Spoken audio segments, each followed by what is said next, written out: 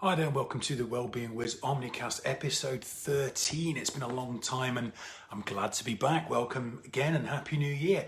What is an Omnicast? I say this every single time.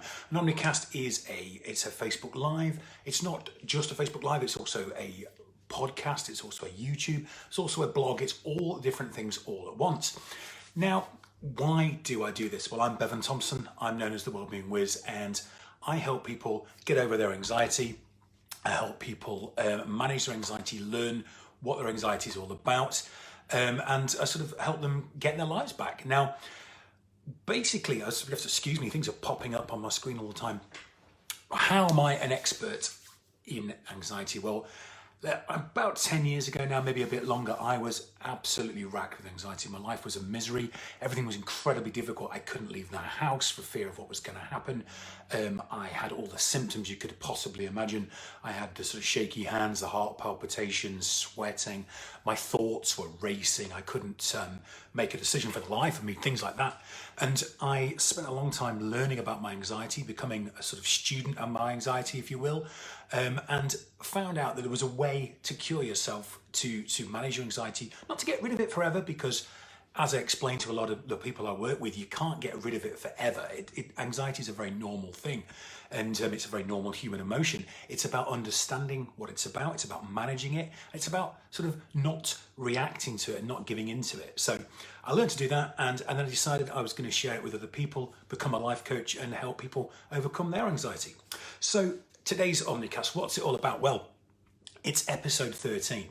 So what I decided to do was look at the number 13. Now, the number 13 is considered to be incredibly unlucky, and there's a lot of links between people thinking of unlucky numbers, superstitions and things like that, and how your brain creates your anxiety. And I'm going to explain that. So that's what we're going to look at today, is the number 13. Now, did you know, and I've got to read this because I can't pronounce it properly, the fear of the number 13 is called TRISKAIDEKAPHOBIA. TRISKAIDEKAPHOBIA. It's a great word, and I'll try and use that throughout the podcast. Now, about 10% of the whole of the United States are scared of the number 13, and it results in probably about, I think it's about $800 million worth of lost income, with people not getting married on the 13th, avoiding doing certain things on the 13th, and that's incredible, if you ask me. And what I want to look at for today's Omnicast is the sort of the link between people's fear of a number and how we build things up in our minds. So let's look at why the number 13 became unlucky and became unpopular. I've got a few notes here. The myth started probably around about the time one of the world's oldest legal documents came out. It was called the Code of Hammurabi. Now, this thing had 12 laws, but they omitted the 13th apparently, and this is why people sort of got scared. Number 13, thought it was unlucky. But the point is, they didn't number the laws, they didn't do it. So people just supposed that number 13 was unlucky. And it kind of carried on from there. Sort of people in sort of science and mathematics, they looked at a number 13 and said, well, 12, the number before it, obviously, is considered to be a perfect number. 12 months in a year, 12 hours in 2 halves of a day, all those sort of things. So the number after it was always going to be considered less perfect, and so over time it's become considered scary and unlucky rather than less perfect.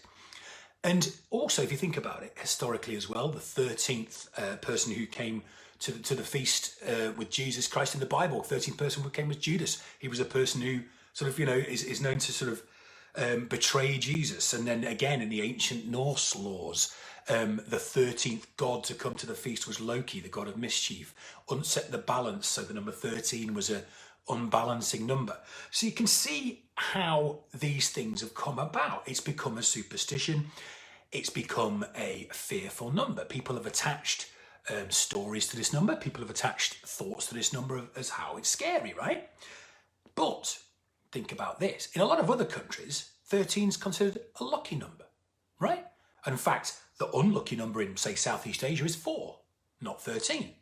You've got all these places in the world where they don't have a 13th floor, you don't have a 13th gate at an airport, people don't put a 13th page in their book, whatever. But actually, in half of the world, in Asia, number 4 is the lucky number. Reason behind that? The word for in Chinese and Chinese-based languages sounds like the word death. So again, superstition is built up around a number. Now, where am I going with this? Now, it's all well and good, Bev, giving us the history of numbers and being all very about numbers. But what I'm trying to say is it's very much like the way we attach thought to a thing. 13 is a number, and we've spoken about this before. Circumstances are neutral. So 13 is just a circumstance, it's just a number, right? The number 13 is no different from the number 12, number 11, whatever. But people have attached thought and belief to the number 13 throughout history based on things like information in the Bible, perfect number 12, like I was saying before. And over time, that's grown up into a belief that the number 13 is dangerous or, is unlucky or whatever. Now, like I say, for a perfect proof of that, in Asia, Southeast Asia, number 4 is unlucky. So the number is not important. It's just the circumstance is just a number. And this is what I'm trying to say. I've spoken before about how circumstances are neutral until you apply a thought to them, right?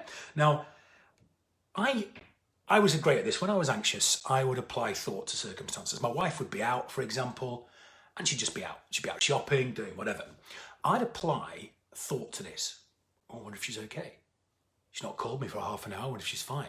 She's not doing this. She's not doing... I'd be applying these scary thoughts, these scary stories to a neutral circumstance that my wife was out shopping and be building it up into a terrible situation. By the end of the time I'd added all my thoughts to it, she'd been kidnapped, run over, whatever. The point is, the circumstance itself was perfectly neutral. Just like the number 13, my wife was out and about, right? Just doing her shopping. And if I called her and she didn't answer, oh my God, she'd been kidnapped by terrorists, whatever. I was adding the thought and then the emotion and then the action. So I was thinking, oh my God, she's in trouble. The emotion, scared, feel, anxiety building up, action, my anxiety kicks in and carries on, right? So what I'm saying is that I was adding thought to a circumstance, just like people are adding thought to a number and making it a scary story. And that's where the comparison I'm trying to make. For example, another good one. Your boss rings you, leaves you a message on the phone. Can you talk? Can we talk tomorrow? Now, an anxious mind takes that phone call. Can we talk tomorrow? I'm going to get sacked. I'm in trouble. I've done something wrong. Blah, blah, blah. Can you see? The circumstance is totally neutral. The circumstance is the boss has left a message saying, can we speak tomorrow? It's highly likely it could be a good phone call tomorrow. You could be getting a raise, could be praising you. But anxious minds, the thoughts you're applying to this circumstance of the phone call from your boss is negative thinking. And it's creating this anxious situation. A bit like adding more than, giving the number 13 more power than it's got. Does that make sense? Okay, so, I like to give you a bit of homework every week. And this week's homework is based on this number 13 and this fear. Find a situation where you are anxious. Find an anxious situation from yourself. Something that worries you, something that concerns you. So, for example, you get a call from your boss. That's a good example. Take that and write down all your thoughts about it and notice how your thinking is going, what you're applying to this. And what I try and do, boil down the circumstance to its actual facts. Like I've said before, something that would stand up in court. So in this case, oh, my boss called me, wants to speak to me tomorrow, I'm probably going to get sacked. Boil that down to my boss called me. My boss left a message. That's the only solid fact. Again, it's Friday the 13th. Oh my God, I'm scared. Hang on. I'm scared because I'm thinking, boil it right down. It's just Friday the 13th. It's just a day. If it was Friday the 12th, I wouldn't be scared. Friday the 11th, I wouldn't be scared. Do you get me? So it's about taking that anxious circumstance and boiling it right down to the essence, the actual thing that's behind it. The thing that would stand up in court, the actual fact. And so if people were to do this with the number 13, for example, you would realise that it's a number no different. And that's the point I'm making. Your brain is creating these anxious problems around a neutral circumstance.